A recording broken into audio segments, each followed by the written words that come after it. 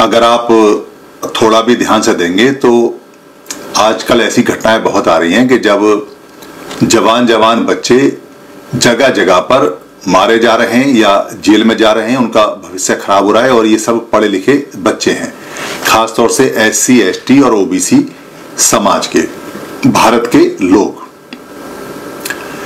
दूसरी तरफ अगर आप ध्यान दोगे तो जब ये मारे जाते हैं तो ये किसी न किसी संगठन के सदस्य होते हैं या किसी न किसी संगठन से ये बातचीत करके रखे होते हैं। भारत में SC ST OBC के 10,000 संगठन हैं और 20,000 उनके तथा कथित अपने आप को राष्ट्रीय नेता कहने वाले राष्ट्रीय नेता हैं, जो चंदे और धंधे और पूरा का पूरा इन्होंने प्रपंच बनाया हुआ है। मगर ये जो लोग हैं ये इन बच्चों को, भोले भाले बच्चों को कहते हैं कि बाबा साहब अम्बेडकर ने कहा था कि संगठित रहो और संघर्ष करो, और संघर्ष करने का जो मतलब है वो खुद नहीं जानते, इसलिए बच्चों को भी नहीं बता पाते। दरअसल बाबा साहब ने कभी ये नहीं कहा कि संघर्ष का मतलब आपने लड़ाई करके मरना है। संघर्ष का मतलब होता है पढ़ लिख के अच्छे तरीके से अपना आंदोलन चलाना, अपने हक के लिए लड़ना और अपने समाज को सुरक्षित करना और खुद भी सुरक्षित रहना। जैसा कि उन्होंने पूरे जीवन में आंदोलन चलाया, उनके आंदोलन को देख सकते हैं। उनका आंदोलन कभी हिंसा का आंदोलन या उग्र आंदोलन नहीं रहा और वो छोटी मोटी बात पर कभी कोई ऐसा विवाद भी नहीं करते थे। वो बड़े मुद्दे और बड़ी बात करते थे। दरअसल ये जो 10,000 से ज्यादा जो संगठन है भारत के, इन संगठनों की सबसे बड़ी बात यह है कि ये बाबा साहब अम्बेडकर का पाठ पढ़ाते हैं। बाबा साहब अम्बेडकर को लोग कहते हैं कि आप बाबा साहब को मानिए, मगर ये खुद बाबा साहब को नहीं मानते। ये सिर्फ उनका ढोंग करते हैं और लोगों को बहकाते हैं। अगर ये बाबा साहब की बात मानते होते तो ये सारे संगठन एक होते। बाबा साहब ने कब कहा कि संगठित हो जाओ, तो 10,000 संगठन बनाना, अब आप कहना संगठित हो जाओ और आप संगठित मत होना। ये सारे संगठन कभी संगठित नहीं होते। इसलिए ये जो झूठे संगठन है इनकी बात मत मानिए। मेरा नौजवानों से खासतौर से निवेदन है कि आप इनके चक्रव्यूह में मत फंसिए, क्योंकि ये बाबा साहब के अनुयायी नहीं है। अगर ये एक लाइन कहिए दिखा दें कि बाबा साहब ने ये कहा था कि 10,000 अलग अलग संगठन बना के तुम स्वयं शंभू नेता बन जाना, तो मैं वीडियो बनाना छोड़ दूंगा। आप इनसे पूछिए कि आप बाबा साहब ने कहाँ कहा है कि अलग अलग संगठन बना के संघर्ष करना है। हर एक व्यक्ति को ये जाल में फंसाते हैं, उससे चंदा मंगाते हैं, उसको संघर्ष के लिए उसको पढ़ाते हैं और कहते हैं कि ये जो हिंसा हो रही है या जो तुम्हारा नौकरी नहीं मिल रही है या जो तुम बेरोजगार हो या तुम्हें काम नहीं मिल रहा है या जो शोषण हो रहा है या तुम्हारी पिटाई हुई है या तुम्हारे साथ अत्याचार हुआ है या तुम्हारा कोई बेइज्जती कर रहा है, इसके जो जिम्मेदार हैं वो कुछ खास तरह के लोग हैं, उनको मनुवादी बोलते हैं। ऐसा ये बार बार आपको सिखाते हैं। ये स्टेटमेंट पूरी तरह से गलत और झूठा है। दरअसल मनुवादी या कोई भी लोग वो संख्या में इतने कम है कि वो आपको कुछ नहीं कह सकते। मगर ये 10,000 के 10,000 जो संगठन है ये उनसे मिले हुए हैं, उन मनुवादियों से, उन लोगों से मिले हुए हैं। ये उनका काम करते हैं, ये उनके छुपे हुए एजेंट हैं। ये उन छुपे हुए एजेंडे पर काम करते हैं, इसलिए ये कभी आपस में एक नहीं होते।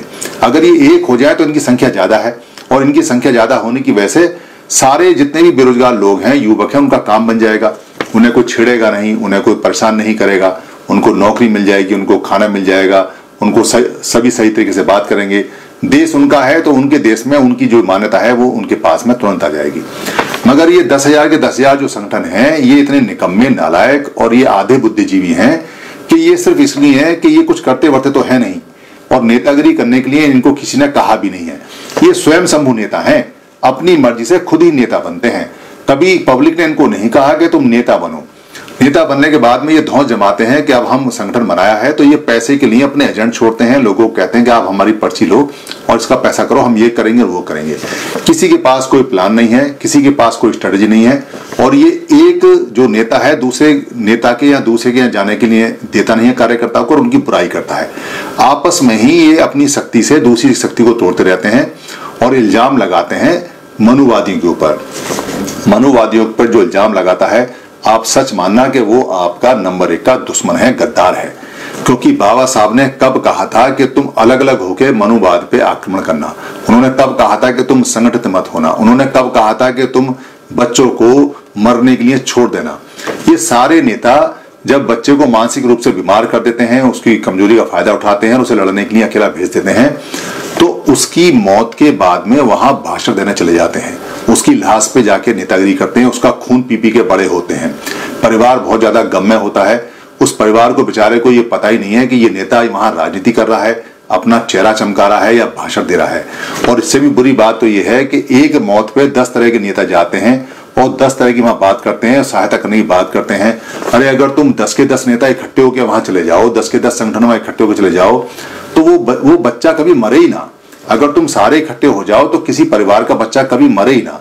अगर तुम सारे इकट्ठे हो जाओ तो सारे परिवारों को नौकरी मिल जाए। अगर तुम सारे इकट्ठे हो जाओ तो आरक्षण कभी खत्म हो ही ना। अगर तुम सारे इकट्ठे हो जाओ तो ये जितनी समस्या परेशानी है ये 1 मिनट में ठीक हो जाएगी।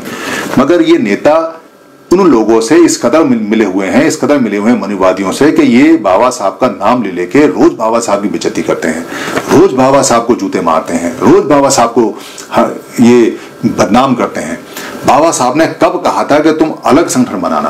कितनी बड़ी बेइज्जती बाबा साहब करते हैं। एक बात बाबा साहब की नहीं मानते कि संगठित होना है, और बाकी सब लोगों को कहते हैं कि संगठित हो जाओ, संगठित हो जाओ, संगठित हो जाओ। अरे बेशर्मो, तुम्हारा मुंह कैसे खुल जाता है बाकी लोगों को ये कहने के लिए कि संगठित हो जाओ, जब तुम खुद संगठित नहीं हो, जब तुम संगठन की परिभाषा नहीं जानते, जब तुम्हारे अहम और ईगो इतने हैं, जब तुम बिके हुए लीडर हो, तुम कैसे कह देते हो हमारी जैसी पब्लिक को इकट्ठे हो जाओ? पर निकम्मो, पहले तुम तो इकट्ठे हो जाओ, पहले तुम तो एक साथ हो जाओ, पहले तुम तो बाबा साहब की बात मानो। तुम बाबा साहब के अनुयायी नहीं हो, तुम बाबा साहब के गद्दार हो। अगर तुम बाबा साहब के अनुयायी होते तो अपने अहम और ईगो छोड़ के आज इकट्ठे हो जाते, क्योंकि तुम्हारा और कोई काम तो है नहीं। ये रोजी रोटी से तुम्हारे पेट पलते हैं और इसी रोजी रोटी से, जो चंदे से तुम्हारा घर चलता है, इसलिए तुम एक कैसे होगे? इसलिए नौजवानों, इस बात को समझो, अपने आप को बचाओ। ये जो ग्वालियर में लड़का मरा है, ये किसी संगठन का कोई पदाधिकारी था जिसको मार दिया। वो संगठन इसका कोई भला नहीं कर सकता। वहां जाके सिवाय नेतागिरी करने के और 10-5 मर जाएंगे इस चक्कर में, कोई नहीं बचाने वाला आएगा। डंडे उठा लो, इन नेताओं को बोलो कि इकट्ठे हो जाओ, नहीं इकट्ठे हो जाओ तो इनकी सुताई करो। एक बार भगवान बुद्ध ने कुछ भिक्षुओं में झगड़ा हुआ किस बात के लिए? कि भिक्षु ने अपनी अपनी आसामी बना ली और अपने अपने क्षेत्र बना लिए, अपने अपने मठ बना लिए, और वहां पर वो रोजी रोटी कमाने लगे। जब भगवान बुद्ध को ये पता चला तो भगवान बुद्ध वहां अपने भिक्षु संघ के साथ गए और उन्होंने विनय के नियम सबको बताए कि सारे एक साथ रहेंगे, संघ में रहेंगे, कोई अलग अलग नहीं रहेगा। वो लोग अपने भिक्का में और अपनी आसामियों में और अपने जो उन्होंने वहां लोगों को पटाके गैंग बनाया हुआ था, ग्रुप बनाया हुआ था, उसमें इस कदर मशगूल हो गए कि उन्होंने भगवान बुद्ध की बात सुनी ही नहीं। और भगवान बुद्ध को हताश और निराश होकर वहां से आना पड़ा। और हताश निराश जब वहां से चले तो लोगों को समझ में आया कि अरे ये तो किसी के भी सगे नहीं है। अगर ये इकट्ठे नहीं हो सकते तो ये किसी काम के नहीं है, हमारे काम के भी नहीं है ये। और लोगों ने उनको जो पिंड है, खाना है, देना छोड़ दिया, चीवर देना छोड़ दिया। और थोड़े दिन बाद वो जितने भिक्षु थे भूखे मरने लगे। जब वो भूखे मर गए तो फिर वो भगवान बुद्ध की शरण में आए, फिर वो संघ में शामिल हुए। तब लोगों ने उनको रसद देनी शुरू की। वही काम करो, वही भगवान बुद्ध से सीखो। ये 10,000 के 10,000 संगठन है, इनकी रसद बंद कर दो, इनकी पर्चा काटनी बंद कर दो, इनके जो सपोर्ट है उसको करना बंद कर दो, इनकी वीडियो देखना बंद कर दो। इनकी वीडियो पे लिखो जम के कि तुम सब निकम्मे हो, तुम इकट्ठे नहीं होते, तुम ऐसे ही मरवा दोगे। वो जो रोहित वर्मिला मरा है, ये बड़े शर्म की बात है कि जब वो मरा तो उससे पहले कोई संगठन वहां पहुंचा ही नहीं। अगर सारे संगठन साथ होते, सारी यूनिवर्सिटियों के प्रोफेसर टीचर साथ होते, सारी यूनिवर्सिटियों के स्टूडेंट अगर एक आवाज में होते तो वो मरता ही नहीं कभी। उसकी एक समस्या को 2 मिनट में सॉल्व हो जाती। मगर ये पढ़े लिखे आधे बुद्धिजीवी हैं, ये डॉक्टर घंटा हैं, ये भी इकट्ठे नहीं है। बहुत बड़ी दिक्कत और बहुत बड़ी परेशानी है। ये स्टूडेंट को भी इकट्ठा नहीं होने देते हैं। स्टूडेंट्स के जो नेता हैं उन्होंने अलग अलग संगठन बना रखे हैं, किसी न किसी नाम से, किसी न किसी नाम से। ये इन सबके चंदे धंधे चल रहे हैं। जितने धार्मिक संगठन हैं उनके सैकड़ों संगठन बने हुए हैं। जितने सामाजिक संगठन हैं सब कहते हैं कि हम ही नेता हैं, हम ही प्रधानमंत्री बनेंगे और कोई नहीं बनेगा। जितने ये राजनीतिक संगठन है वो सब अलग अलग हैं। 15% राजनीतिक संगठन अगर इकट्ठे भी हो जाएंगे तो भी वो एक सीट नहीं निकाल सकते। 15% से कोई सीट नहीं निकल सकती। ये बात हमारे जैसे लोगों को समझ में आती है, इनको समझ में नहीं आती। और फिर भी इनके जो एजेंट हैं, जो चंदा इकट्ठा करते हैं, वो कहते हैं कि हमारी पार्टी क्रांति करेगी, हमारी पार्टी प्रधानमंत्री बनेगी, हमारी पार्टी मुख्यमंत्री बनेगी। अरे कैसे बन जाओगे तुम? 15% के 15% इकट्ठे हो जाओगे तो भी नहीं बन सकते। तुम इकट्ठे होगे तब ओबीसी इकट्ठा होगा, तब एसटी इकट्ठा होगा, तब कहीं कोई माइनॉरिटी इकट्ठा होगा, तब कहीं लोग जाके 85% इकट्ठे होंगे, तब तुम सीट निकालने का सोच सकते हो। 15% कैसे निकाल लोगे? ये बेवकूफ बनाना बंद करो, बच्चों को मरवाना बंद करो। वो जो बच्चा है, जो पारस चौधरी है, जो हुरावली के अंदर जो ग्वालियर में मारा गया है, कितना 21 साल का जवान बच्चा बीए में पढ़ता था। अभी उसकी दाढ़ी मूछी निकली होंगी मुश्किल से, और उसको कुल्हाड़ियों से उसको काट दिया गया और मार दिया गया।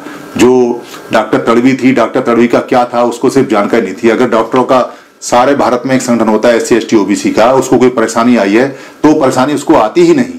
तो ये डॉक्टर जितने भी हैं इनके अलग अलग संगठन चलते हैं, एक संगठन नहीं है किसी का। मुझे बड़ा हैरानी होती है कि जो पढ़े लिखे आधे बुद्धिजीवी लोग हैं ये डंका पीटते हैं कि हम बड़े बुद्धिजीवी हैं। ये कोई बुद्धिजीवी नहीं है, ये तो बुद्धिहीन लोग हैं। ये एक संगठन तो नहीं बना सकते, एक संगठन बनाने की प्रक्रिया नहीं आती इनको। क्या राज करेंगे देश पर, क्या करेंगे ये कुछ आगे।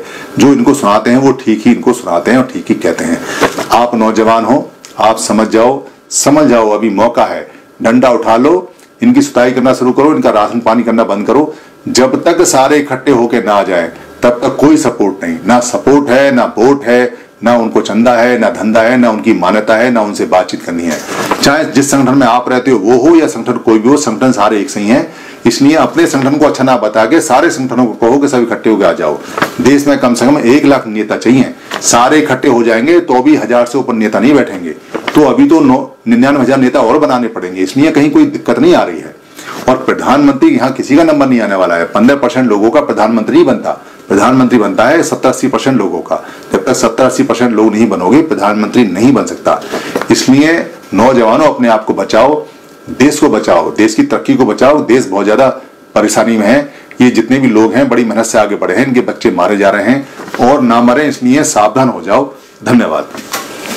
आप सभी से ये निवेदन है कि अगर आपको ये वीडियो अच्छी लगती है या बाकी वीडियो अच्छी लगी हैं और आपको लगता है कि धम्म की वीडियो किसी को और मिलनी चाहिए या किसी को गिफ्ट में भेजनी चाहिए या किसी भाषा में कन्वर्ट करके आगे बढ़ानी चाहिए या प्रिंट में किताब में छापनी चाहिए या इसकी जो ऑडियो है उसे निकाल के भेजना चाहिए या इसका किसी पार्ट को इस्तेमाल करना चाहिए, तो आपको लिबर्टी है, आपको छूट है। ये सभी कॉपीराइट फ्री हैं।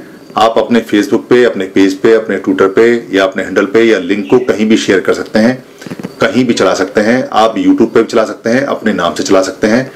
इसके लिए इजाजत लेने की या परमिशन लेने की बिल्कुल भी जरूरत नहीं है। आप इसको अपना मान के चलाएं, क्योंकि धम्म सबका है। हम जो बताते हैं वो भगवान बुद्ध का है या महापुरुषों का है, उन्हीं की बात को सरल भाषा में बताते हैं।